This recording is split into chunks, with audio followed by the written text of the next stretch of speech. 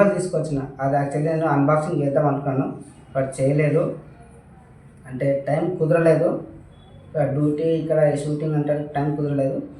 But ఏంటంటే మీకు ఒక చిన్న శాంపుల్ చూపిస్తున్నాను నేను.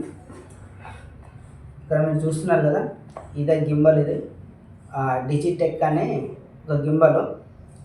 ప్రజెంట్ ఇప్పుడు మీకు వీడియో రికార్డ్ అయ్యేది ఆ గింబల్లోనే రికార్డింగ్ అవుతుంది. గింబల్ అంటే దానికి మొబైల్ యాడ్ చేస్తాం, మరి కెమెరా కూడా ఏం లేదు. దీంట్లోనే ఇది 3 hours 2 hours ఛార్జింగ్ పెడితే 3 days వస్తుంది. ఇది 360 degrees రొటేట్ అవుతుంది. ఓకేనా.